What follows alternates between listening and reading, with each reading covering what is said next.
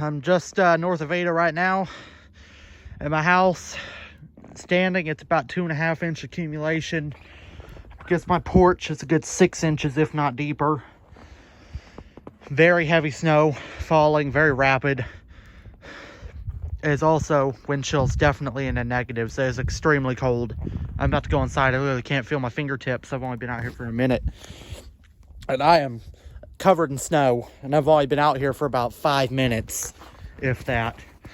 But just a little look. It's deep. It's very deep snow.